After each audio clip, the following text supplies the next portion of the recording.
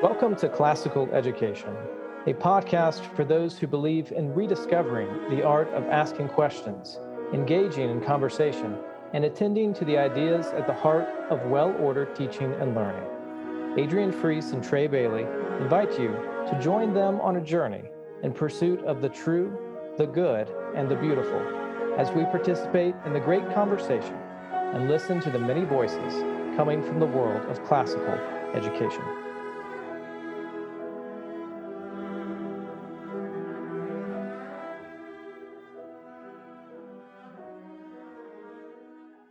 Okay, today, Trey and I are here with Soren Schwab. He's the Vice President of Partnerships for Classical Learning Test, also known as CLT. And I'm excited, especially to have him on for a few reasons. One being that in my many years of working with teachers in professional development, the $1,000,000 question I get that if I had $1 for every time I got asked it, I would be rich is, okay, we're teaching classically, so now how do we test? How do we deal with assessments? And it is literally the most common question I get. And I came across the CLT probably like right when it came out. There was an email. This was years ago, 7, 8 years ago at least, somewhere in there. I mean, maybe I'm dating CLT a little too long, but it seems like it was that long ago. And, and I remember they had a sample of readings and tests, and I was like, "Oh, this is fun." So I did a sample test, and I was so excited because the reading was a beautiful passage, I think from Plato or something, and then the test questions were well constructed, and I was like, yes, this is so totally different than the STAR, which is the Texas tests, and the SAT and the ACT. It and it wasn't easy, but it was fun for me, and I enjoyed it. I really got excited about this as a possibility for an alternative to SAT and the ACT for students in high school. And so when I was in Annapolis, Maryland, a couple of years ago, I reached out and Soren and I met and had a couple hours of meetings. This was when I was working at the University of Dallas, and UD was already on board with accepting the CLT for their inbound students. But I wanted to know more about what the CLT is doing for elementary school, middle school, all the different aspects of assessments. I know they've grown quite a bit.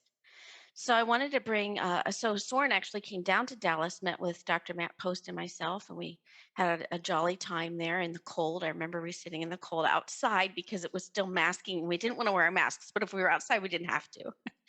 And we had some hot coffee and great discussion. And so I'm excited to have Soren on today. And Trey and I have some great questions that we think our audience would like to hear some answers to. We think it'll really, really help parents and teachers and school leaders. And we're really excited to have you on today, Soren. Thanks for coming on. Well, thanks for having me. You are the reason I still log on to Facebook. I really have given up on Facebook, but the Facebook group is incredible, and I love the content and all the discussion. So really an honor to be on. It's good to see you again, Adrian. Thank you. Yeah, and we've seen a few people promoting your CLT podcast. Unpaid, yes, unpaid. Yeah, the Anchored podcast. Now, how long has Anchored been out? Oh my goodness, it was also started during COVID, so maybe a year and a half now. Yeah, so we've got some people who are seeming to be devoted to that podcast as well. So I want to start off by asking if you could give us the history of CLT and why it started. Just kind of take us from there, and then we'll get into some more nitty-gritty questions. Absolutely.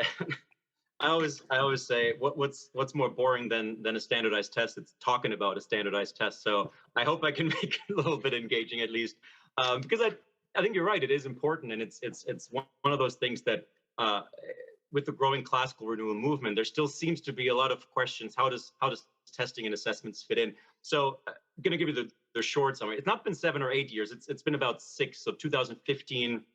Jeremy Tate, our CEO, conceived of the idea of CLT, and it wasn't even intended as a company. It was really an idea. What if you changed, in a way, the code, right? What if you changed one line in the code? What if you put better content on assessment?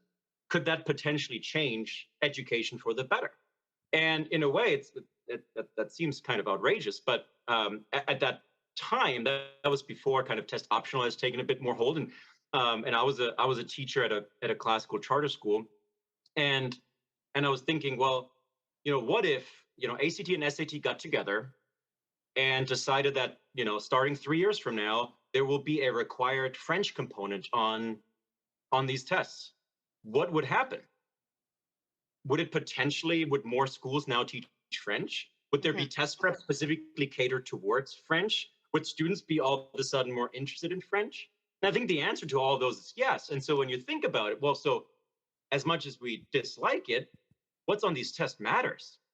And the fact that really, when you look at some of the tests today, you mentioned the STAR, the Iowa, the MAPS, the Terra Nova, the PSAT. It's really been a lot of the good content has been removed from these tests. So that was the idea. And long story short, in 2016, we had our first test administration of the official CLT. That was the college entrance exam at that point. And I think we had a couple of colleges that said, yeah, it's a crazy idea, but it sounds kind of fascinating, so we'll put our name behind it. And so we've been steadily growing from there. We started with the college entrance exam, and then a couple of years later, we introduced what's called the CLT 10, which is for 9th to 10th graders. Now we also have a CLT 8 for 7th and 8th graders, so really for the full suite for secondary. And so beyond just a college entrance exam, really trying to be a helpful tool for parents, for homeschool parents, for schools. So it's been an interesting time, obviously, with COVID, but really seeing healthy growth and certainly benefiting from the classical renewal movement and its growth these last few years. I remember one of the things we spoke about was how you working with schools in particular. Well, I guess you would do this with homeschoolers as well, but when we met, we were talking about schools. That when you give the test, then you're able to help the parents or the administrators see where perhaps there may be some learning gaps to help them say, "Oh, we're doing great over here, but we need a little help in this area." Is that still the case? Is that a popular need, and how's that going? Absolutely. And if I can tell about my personal story. So I was a teacher and administrator it's called the Vanguard School in Colorado Springs, and I was the humanities chair. And so I was tasked with interpreting test scores and ideally helping my teachers, improve their instruction to ultimately, hopefully, increase the test scores. And Colorado at that point was an SAT state, and so we had to do the PSAT and the SAT. And we did, I think, Terra Nova in 7th and 8th grade. And so I was learning more about standardized testing because, I went to Hillsdale College. I was kind of immersed in the classical liberal arts. I had no idea about standardized testing and the power that they might have and kind of the content. One of those things, you take it and then you're done with it, right? You don't continue to dig in and see what passages they feature. And so I looked at the assessments and I just felt like, wow, they're so fundamentally disconnected from our curriculum, from our curricular goals, from the way we like to approach content. The content itself, of course, was completely disconnected. And so I wasn't quite sure what to do. And I told my principal as much. I said, well, if you only care about increasing test scores, then there's nothing my teachers have to do in the classroom. Then just have the kids do test prep. Mm-hmm. And that's not what he wanted, though, because it was a classical school. And of course, we don't do that, right? And so, well, the other alternative is, we just say, no, we are unapologetically teaching our content and then just take the test. Well, that puts the school kind of in a dilemma too, because parents, again, whether we like it or not, they want their kids to do well on tests. And so I struggled with the feedback that I was getting from these assessments because they didn't really help me help my teachers. Mm-hmm. And so when you talk about the feedback for parents or for teachers, I think what we need is a reframing of the conversation of the purpose of assessment. Mm-hmm. And I think if you ask, the average person on the street, who's assessment for, they will say, well, the student, because it's only conceived as, well, it's a a test to get a certain score to maybe get a scholarship and maybe get into college. It's not viewed as, well, you're taking a test to see how you're doing. Maybe to give your parents some pointers if you're a homeschool parent, or your teacher a better idea on how you're doing so that they can better instruct you. It also would remove a little bit of that pressure on the student, right? If it just says, just do your best. This is just intended to help you, to better support you, so that we know, going forward, what some areas of weakness are that we can rectify. That's unfortunately not the case. And so we take a lot of pride in really trying to partnering with homeschool families, trying to partner with schools, because they want to know, right? The 8th grade homeschool mom wants to know, are we doing it right? And if the 8th grade homeschool mom is having the kid take the Iowa, they're getting a score. But if the content is not aligned, that score doesn't tell them a whole lot, right? And so the combination of content that is more aligned with the classical education, and then providing some robust kind of feedback, analytics data, some pointers as to how to rectify some of the weaknesses, I think that's where CLT really is unique in the space. Trey, you have any questions to add on to that, or from the questions you've thought? I know you have a bunch of questions for him, so I want to let you have some time here.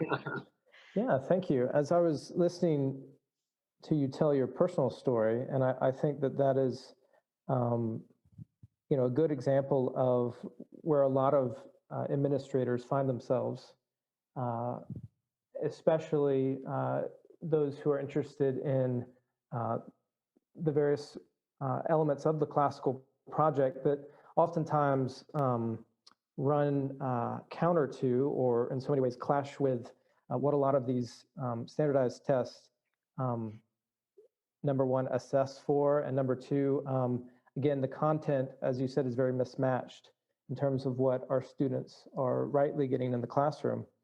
And yet, as you described, those tests are still very much sort of at this important nexus where, with seemingly without them, it's hard to pass through to sort of the next level of accreditation. And of course, there's a lot that we could talk about in terms of what is right and wrong with the whole system.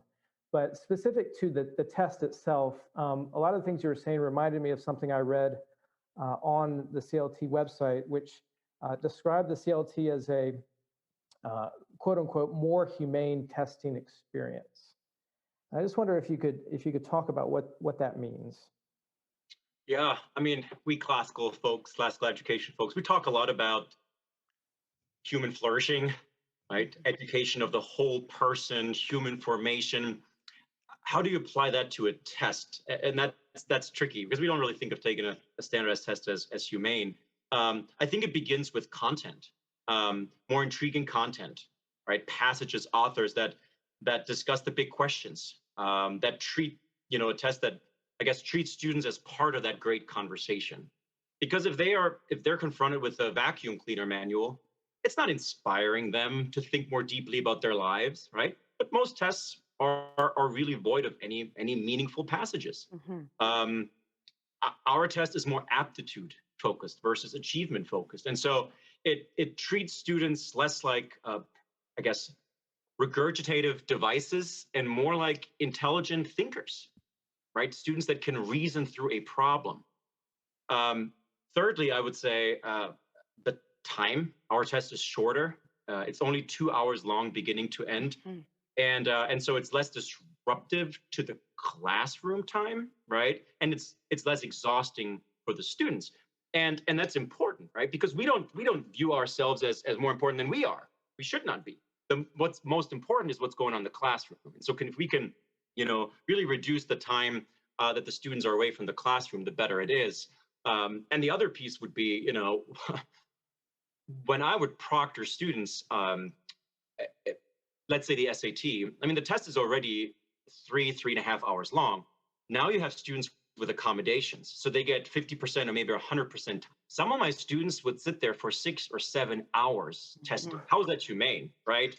How is it humane? And second, it would be, how is it in any way valid anymore, right? I mean, testing fatigue is real. And so we're definitely trying to be more humane in that. So even with extended time, but 3 hours the absolute max that a student would test on the CLT.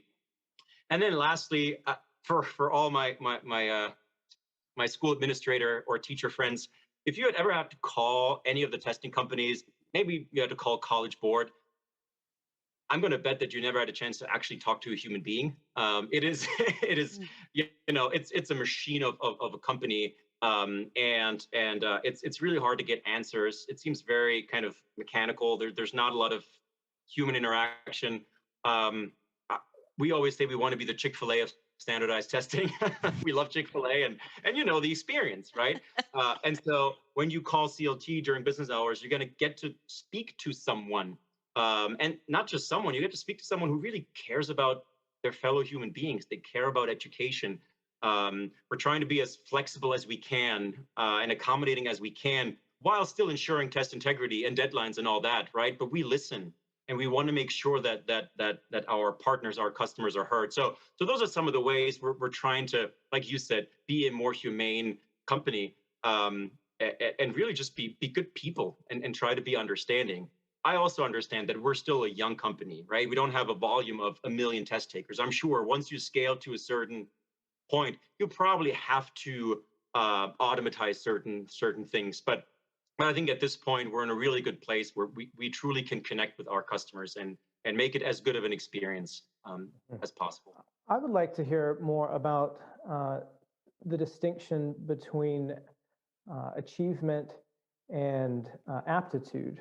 Mm-hmm. And perhaps en route to that, maybe we can get into the details of the test a little bit more, and maybe you can show us how the test works, and in so doing, talk about the distinction there. Yeah, it's fascinating, and I can give you a quick kind of standardized assessment history too.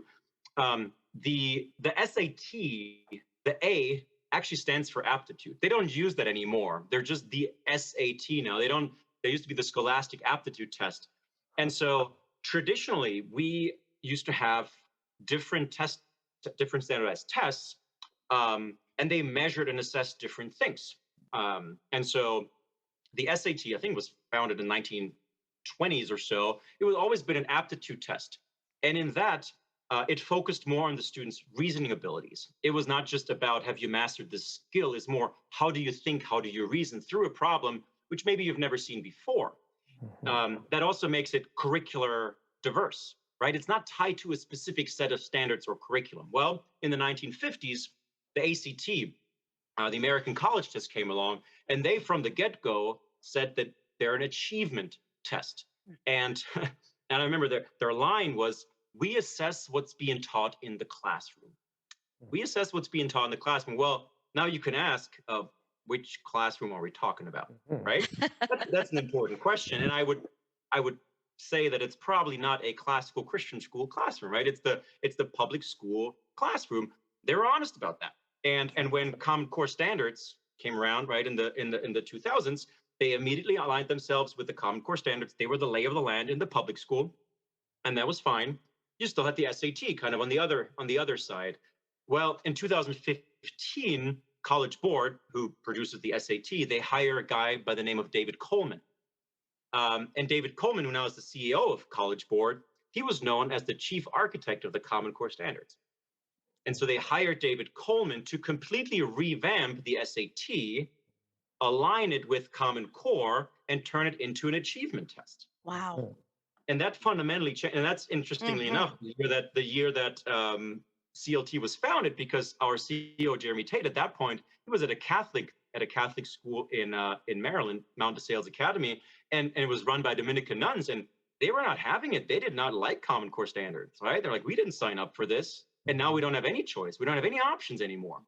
And so now we have the two biggest companies, and it's the same with Iowa and Stanford. They're all aligned with public school standards, and their achievement tests. So it's not really about, can you reason through this? Are you supposed to really, truly, deeply engage with the passage? And no, it's have you checked this box? Have you mastered the skill?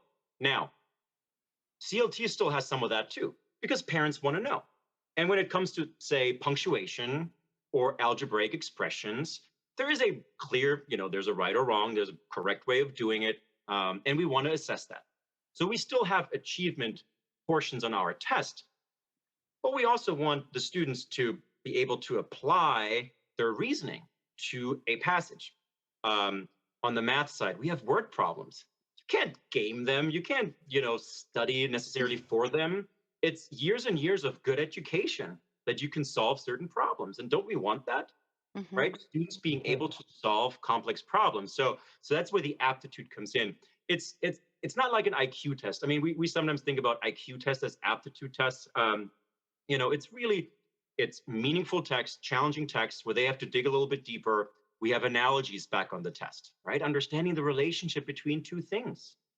More inference questions where students really need to infer.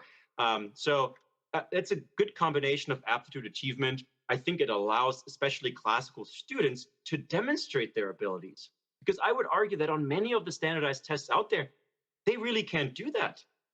Because what is unique about a classical education is really not assessed on these tests anymore. So we're trying to do both, still provide kind of the check boxes. Does the student know the Oxford comma? I'm a stickler when it comes to the Oxford comma.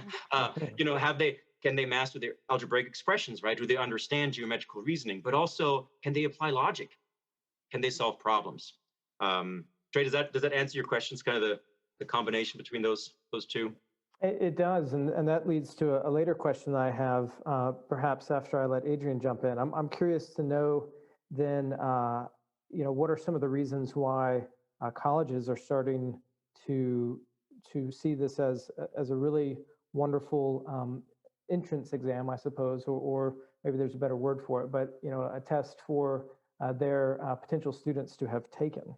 Mm-hmm. Yeah, and I've noticed a lot of colleges, a lot of really good liberal arts colleges, prefer the CLT over the SAT and the ACT now.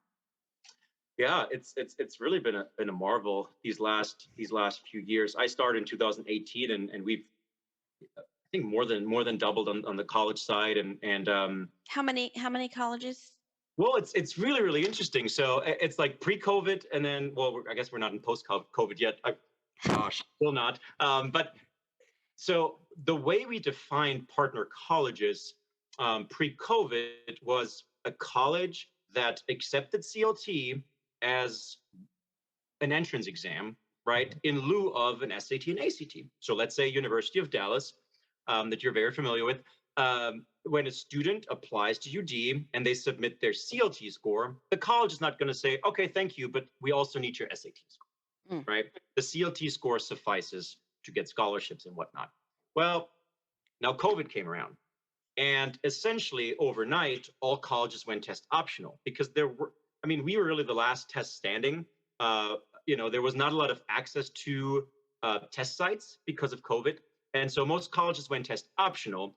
Now, the test optional movement has been around for a while. And University of Chicago is probably the most famous one, that they went test optional years ago. Wake Forest, there's some other ones. And what they say is, well, you don't have to send us a test. You can, it's optional. So if you submit a test score, we will look at it, but it is not a requirement for you to get into our college. So now we're in, well, I guess year 2 of the pandemic.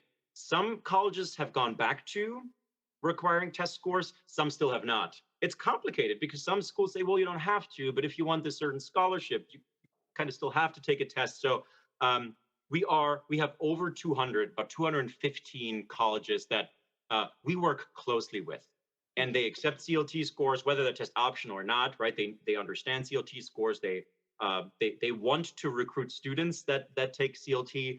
And so you mentioned UD, Hillsdale, Baylor, Wheaton, Biola, a lot of really great, Grove City, a lot of great liberal arts. Many of them are Christian schools, but we have some secular liberal arts colleges. I'm in Annapolis, Maryland. St. John's. St. John's is one of them. And so I guess, Trey, to your question about why colleges like CLT, some of them even prefer CLT, I think 2 reasons come to mind. There are probably more, but you would have to ask the colleges. But 2 reasons come to mind. I think one is the test itself, right? Because Adrian, you talked about when you looked at the test and the beauty of the passages was easy, right? But wow, there was like a Plato passage or a Thomas Aquinas passage or a Shakespeare passage. Yes. Well, wouldn't you say that's probably pretty reflective of what a student would read freshman year at any of those schools? Absolutely. And so if you want to demonstrate to a college that you have what it takes to succeed at, Cedarville University, then I don't know if the SAT is the best way to do that, because you're really mostly reading, nonfiction, newspaper clippings, the That's kind of, right. I mean, they're nice to read, right? But they're not the same. And so if you do really well reading a passage about naked mole rats and you can answer questions about it, that's wonderful. But it doesn't necessarily mean that you're going to be able to go to Hillsdale and do well in the rhetorics and great books class freshman year. I Mhm. think if you take the CLT and you do well in the CLT, the college kind of knows they have what it takes, right? Because they know the test already assesses some of the same things that they will freshman year. So I think the content of the test is certainly why they really like it. I think the other is the kinds of students that take the test.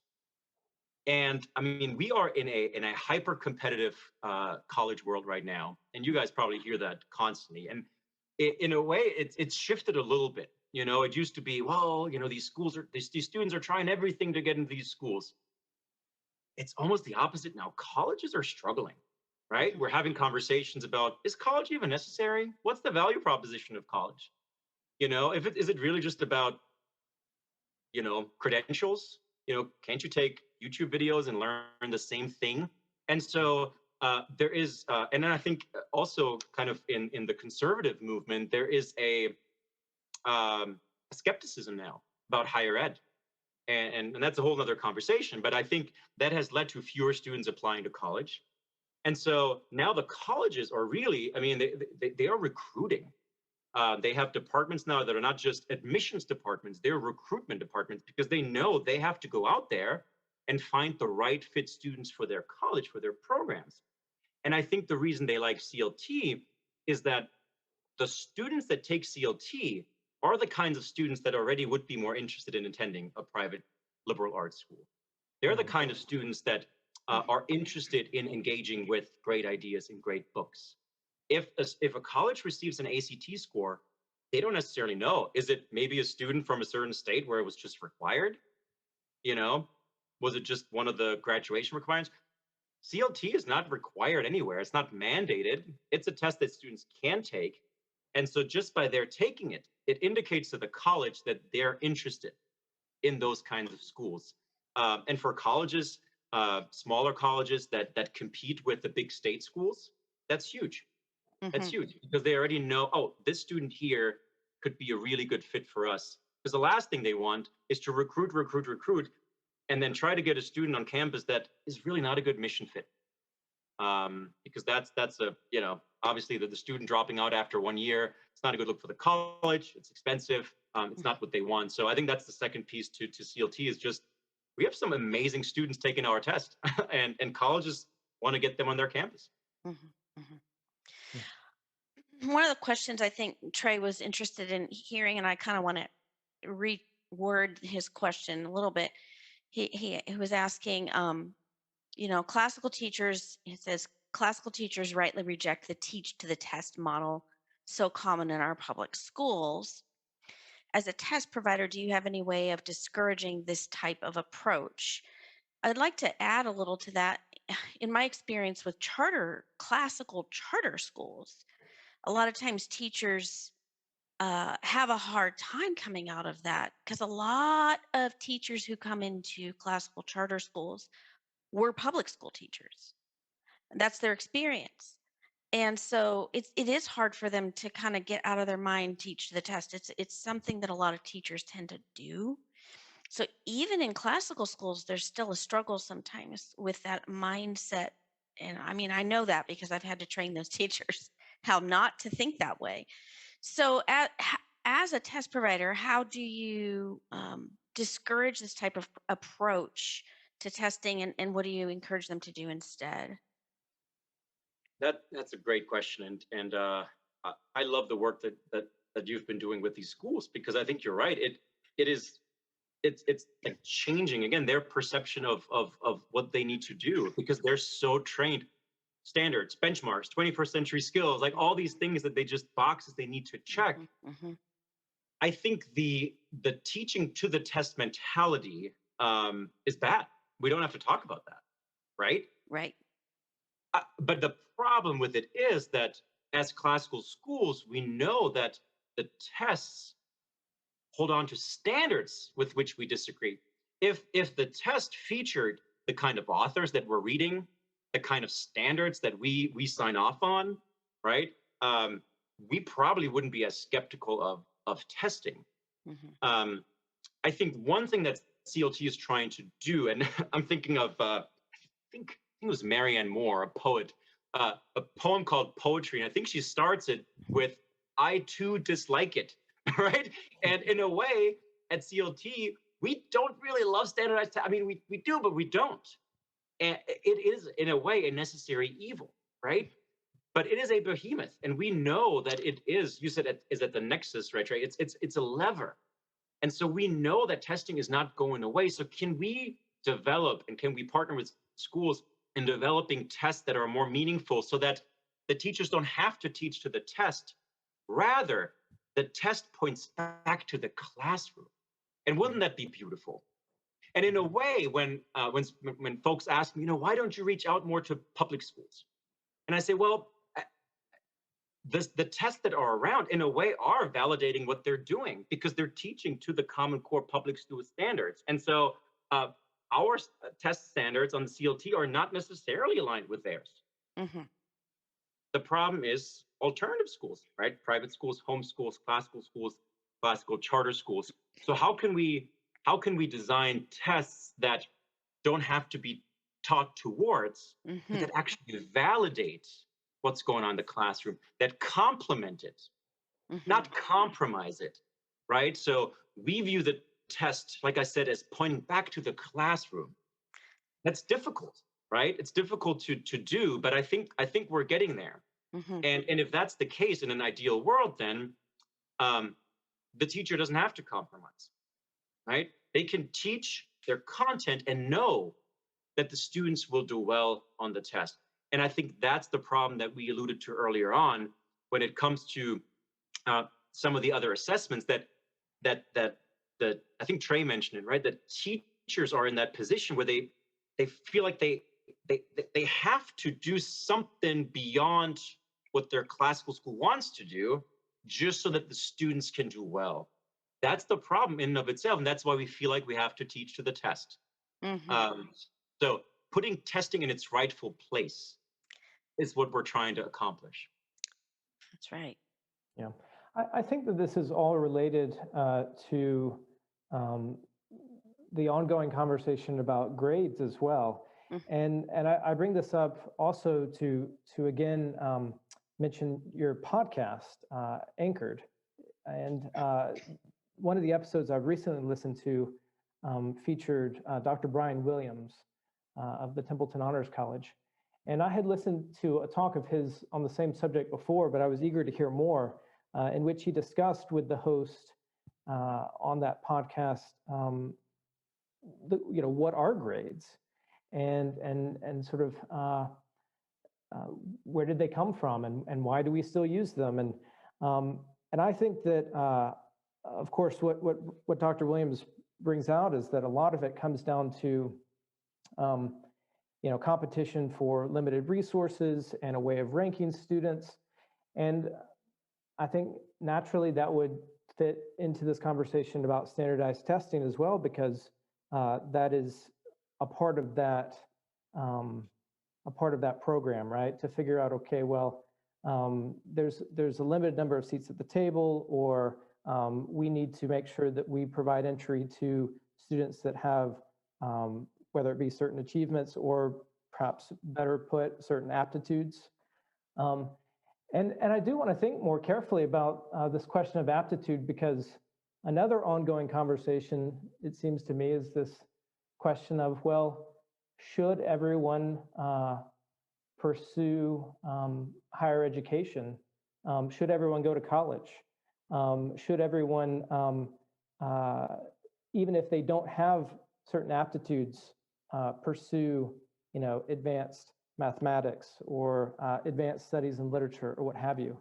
And so I know a lot of teachers are thinking about this, a lot of administrators, but a lot of homeschool parents too are thinking through this. And so I just wonder if maybe you could say a bit more about how CLT is broaching these issues. I'm sure these questions come up as teachers and parents try to figure out how to educate their children in a way that helps them think rightly about things like a standardized test or the relationship they should have with assessment in general. And of course, one of the things that we all know happens is oftentimes we conflate assessment with grading or assessment with feedback, and all these things are sort of perhaps being they need to be perhaps redefined in our conversation with educators. Yeah, and I'm glad you brought up the podcast with Dr. Williams. It made me think a lot because I never really questioned, grading per se or grades, and he really got me thinking. I'm not sure if I'm quite there yet to say let's just get rid of all grades, but I think what struck me was the idea of like intrinsic motivations, and what do we want to cultivate, and what gets in the way of that. Right. And I think that's the same with standardized tests as it is with grades. If we're only motivated by the grade itself and not by the pursuit of knowledge, then we're doing something wrong, But how do you do that with assessment, with testing? I think that's challenging. But when I said earlier, putting testing back in its rightful place, when I think back to my time teaching, what question did the students constantly ask? Will this be on the test? Right. Mr. Schwab, is that going to be on the test? Is it and I always thought this is such a strange question, But what are they actually asking? They're asking, should I study it? Right? What else are they asking? Is it important? And I think that piece there, the fact that they ask that even, that's problematic, right? Because they shouldn't be just motivated by getting something out of it, right? As teachers, we should cultivate that, as Dr. Williams said, that joy, that wonder for learning, because it is worth pursuing in and of itself, and not just because you can get a high score. But I think that the testing companies, they have made us so dependent on that, right? I mean, think about, and I'm not going to name any names here, but there are so many classical Christian schools, wonderful schools. I've toured them. They're incredible. And what's going on in the classroom is miraculous. They offer the PSAT in 8th grade, in 9th grade, in 10th grade, and 11th grade. Yeah. And I understand that from a marketing perspective, being able to say, we had, so-and-so many national merit scholars in the last few, I understand, that for a lot of families that still, it signals rigor, it signals academic excellence. But what are we actually doing to the students? We're communicating to them that this every year is really, really important. And what's on those tests is important enough for you to study for it and maybe get one of those, 300-page test booklets, so you can practice and study to at some point get a score that maybe gets you a scholar.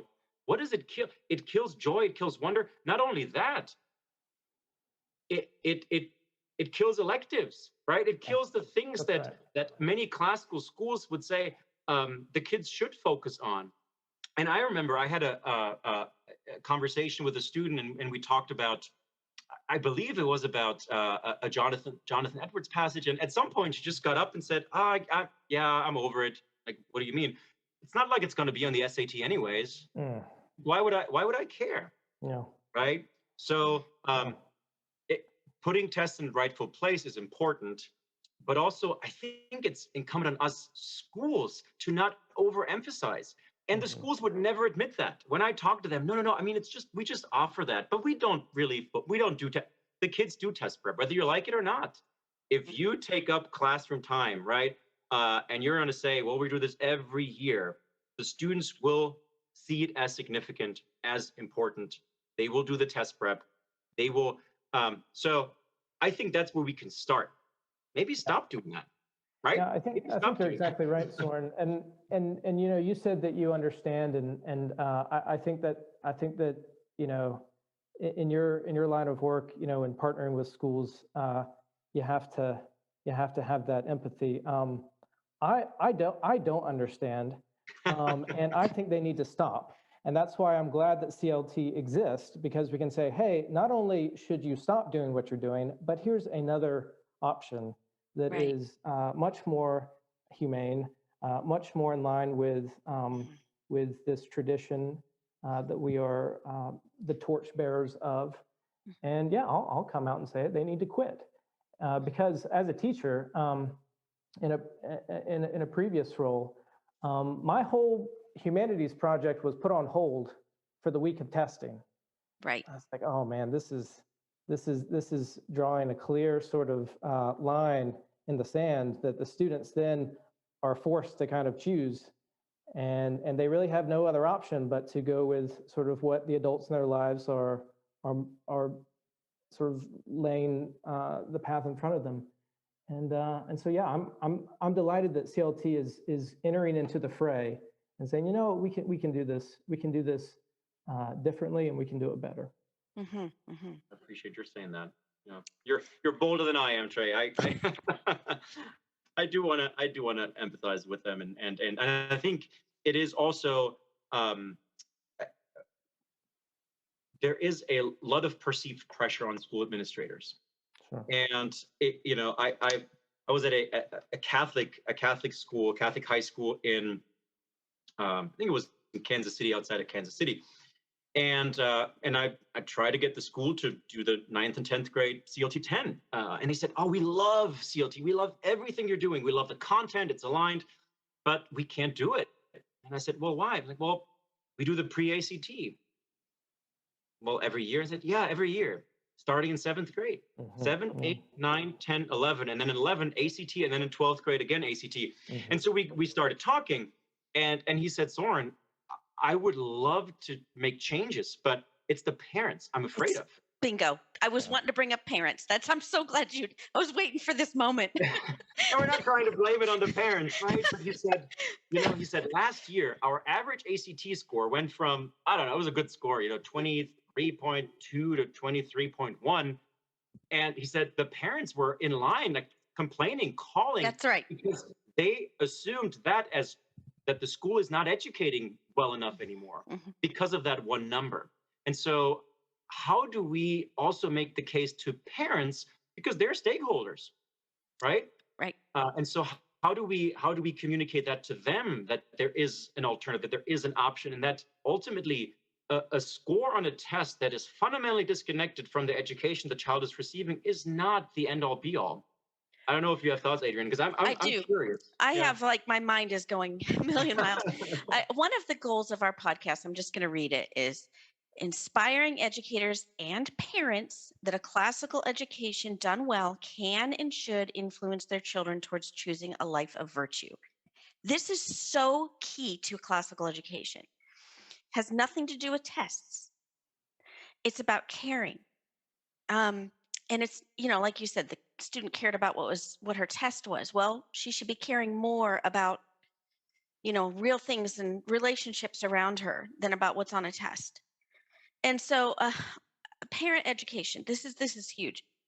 So one of the reasons I wanted to start this podcast with Trey, and the reason our Facebook page, we say, what is classical education? That's our big question. What is classical education? Because we know that that's a question a lot of parents are asking. Parents are looking at alternatives, and they're looking into classical education, but there's so much involved in learning what a classical education is that parents are overwhelmed.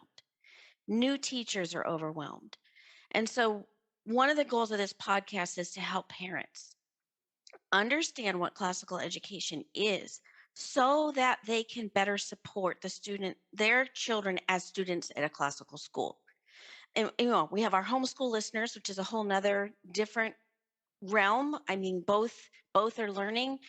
Um, but if parents could understand everything you've just said is so important, that I think that my appeal right now would be to our listeners, um, to go back to your school and challenge them to go look at CLT.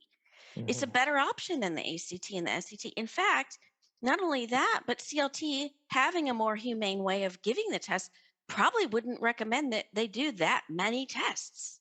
Oh, Mhm. And Mhm. so, any parent who's listening right now, my goal right now is to help you understand Yeah. that this is about a life of virtue, not about preparing your child to go to college. Yeah. I, And that virtue is what will prepare them to go to college. that's right. And so having a test like this, so parents, you can make a difference at your schools, and you are making a difference. And the whole reason that the headmasters are feeling the pressure to put your kids through all the testing they're going through is because you don't understand this. Yeah. So, I mean, I'm hoping that this podcast helps more parents go to their administrators and challenge them to look at the CLT and to take the advice that you guys are giving them. That breaks my heart that classical school would say that to you. Mm. But it is because they're getting pressure from parents. So parents, pressure them the other way. Yeah, I think you're Adrian's saying that. exactly right. And Soren, you said I was being bold, but I have to tell you, I've been listening to some Anthony Esolen interviews recently, and he's emboldened me. Oh, great.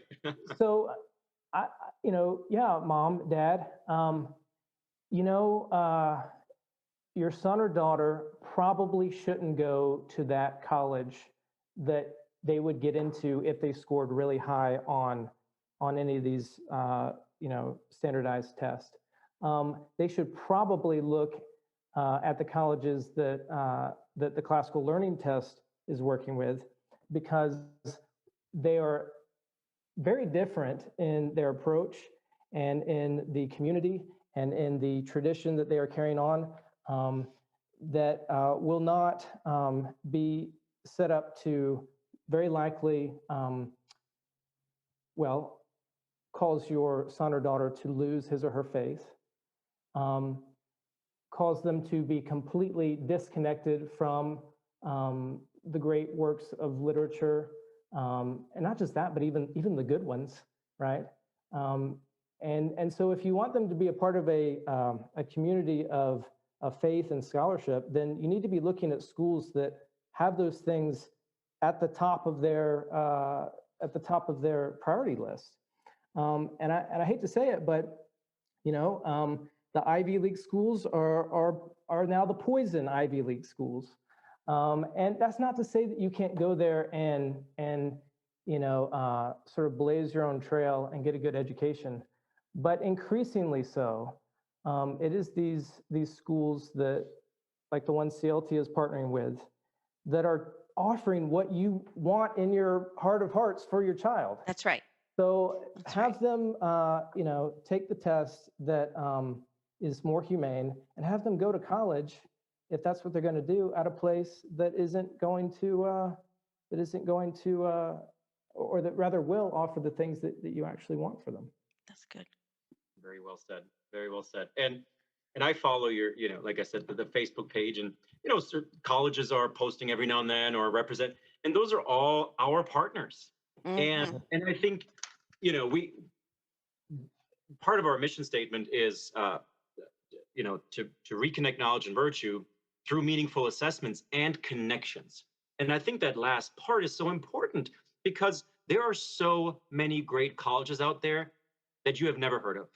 Mm-hmm. And there is so much noise for parents, and so I know when a kid, takes the PSAT, what happens next? They get bombarded Mm-hmm. with mail from all kinds of colleges, Mm-hmm. and mostly the big tech schools, right? And there's nothing wrong with that, but the smaller schools, the Gutenbergs, the Belmont Abbeys, the New St. Andrews, the New College Franklins, great schools, great fits for so many families. They don't have the marketing budget that some of these other big schools have, right? Right.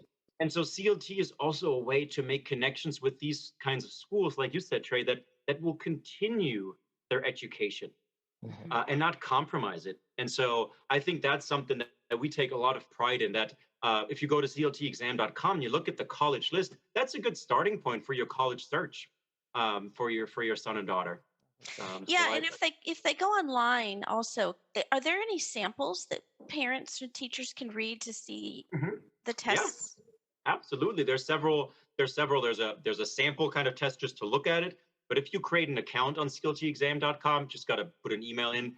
You actually have access to 4 full-length tests, and you can take it yourself. It's timed and scored. It is very humbling, I must say, especially on the math side, if you're like me, more in the humanities person. But yes, and so you kind of see what the experience is, the kinds of passages that we put on the test, the kind of math. You get answer explanation. So absolutely, if you're a school administrator, there's a school landing page where you can also connect with us. We have a quote unquote sales team that is staffed with educators, with former heads of schools, with former administrators, and so they understand, what schools are going through. We understand their needs, and would love to partner with them. Sure. Yeah. Well, I like what you guys are up to a lot, and if I could say one more thing that school administrators and parents should consider, perhaps lay off the push to have your students in high school take college courses while they're in high school, and instead of trying to pull the college down into the high school, why don't you lift up your high school classes to a higher level? And I would imagine that if you look into the content that the CLT is working with, that's going to give you some ideas about not necessarily teaching to the test, but just teaching to the tradition. Oh, there we go. And in so doing, you will elevate the classes that you have on offer, so you won't feel compelled, and you can tell your parents with great confidence, you know what, Junior doesn't have to take a math class at the local community college. You can take it right here because we've decided to level up ourselves. And gosh, what a beautiful thing that would be if it seems to me that that's the answer to the concerns parents have, which is a legitimate concern. They want their children to receive a good education, right? And if the school would just commit itself to raising the bar, then it won't have to look to outside sources necessarily to provide, and that would be a good thing. And I have one last question, Soren. I feel like I've read somewhere that some schools actually have some scholarships for students that do well on the CLT as well, and there's Mhm. scholarships available. Absolutely, Mhm. absolutely, and we're not trying to overemphasize all the things, but I think one of the big concerns for parents in going with the kind of the college board testing is, well, but there's scholarship Hmm. dollars, right? Right. And it's not the case anymore that they have a monopoly there, and so absolutely, in fact, it's more than just scholarships. It's early on, 9th and 10th grade, when the student take our assessment, they can share their scores with colleges. And if they want to, they're not forced to, but if they want to, and make that early connection. And many of them go to summer programs. There are so many great colleges out there that have wonderful summer programs where students can get on campus and see what it feels like to be on a smaller, liberal arts campus, to take a class with a PhD professor or their freshman. You don't do that at A&M, right? You have the teaching Right. assistant that teaches the class. So That's right. those students so often go on then to matriculate at these colleges. So there's certainly that.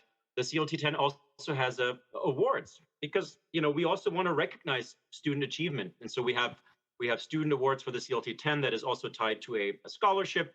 And then 11th and 12th grade, absolutely, a lot of the partner colleges do tie scholarships to scores, and that's a great argument for not having to take the SAT. If you apply to any of our partner schools, you don't have to. If you feel like the CLT is a better fit for your education, take it. The school is going to recognize it. You're going to get a scholarship. You're not missing out on anything, right? And I think that's the concern that a lot of parents have. So please go on our website. We do have a list of scholarships. Like I said earlier, with test optional, everything is a little in flux right now, but talk to the admissions reps. Tell them about CLT and tell them why you think this is a great fit for your student and really demonstrates their ability. And you're in the driver's seat right now. And so be bold and talk to these schools. And I'm sure there's going to be a lot of offers. Great. Mhm. Well, go ahead, I would Trey. encourage my students to take scholarships based on scholarship, based on the work of a scholar. I'm ambivalent about sports scholarships. I think that's a misnomer, and I would be embarrassed for a student. And I told him this, if he accepted a scholarship for esports. I would just be embarrassed for him. Is that a thing already? What is Is this happening? esports? Oh, Adrian, we're gonna have to. Okay. Apparently, Google. yeah, you're just gonna have to look it up. Apparently, one can get a quote unquote scholarship to go play video games competitively at college, but that's a whole nother Okay. ball of wax. Well, I doubt it with any of our partner colleges, but I'm sure that's true. Yeah. Yeah. well, we always close our podcast with asking a question. I know you want to answer the one about your favorite quote. So the question is, what is a quote from a book that has had a huge impact on you? well, I could do my German. Und ach, welch Glück, geliebt zu werden. Und lieben Götter, welch ein Glück. But I think it's, not everyone speaks German. So I'm going to go. We talked a lot about tradition. And for the longest time, I thought this quote was by Gustav Mahler, the Austrian composer. But Dr. Williams, he came up earlier, corrected me and said that it's falsely attributed to him. But the quote is, tradition is not the worship of ashes, but the preservation of a fire.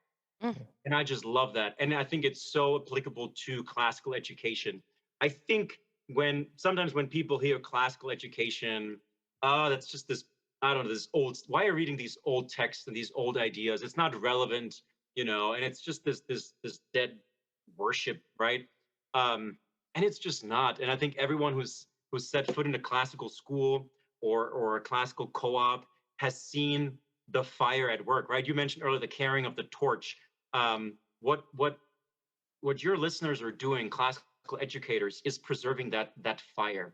I think Chesterton said the passing on of a soul from society, right? The soul of society from one generation to the other. It is with humility, with reverence for what came before us, and it's incumbent on us to carry that torch and to preserve the fire. So. Yes, it's not Gustav Mahler. Dr. Williams said it was also attributed to Ben Franklin at some point, to several popes. So I don't know who actually said it, but it's my favorite quote. I absolutely love it.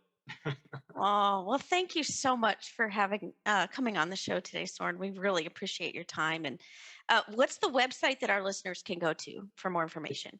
CLTexam.com. CLTexam.com. Okay, great. Thank you so much. Thank you, guys. Thank you so much for listening. We invite you to experience the art of teaching through interactive learning communities at our Patreon page. Visit patreon.com/classical education. Also, be sure to join the conversation on our Facebook community at facebook.com/groups/classical education. We are a listener-supported podcast, so your support makes this podcast possible. As the great artist and educator John Ruskin once wrote, "Well, my friends, the final result of the education I want you to give your children will be, in a few words, this: they will know what it is to see the sky, they will know what it is to breathe it, and they will know, best of all, what it is to behave under it, as in the presence of a Father who is in heaven."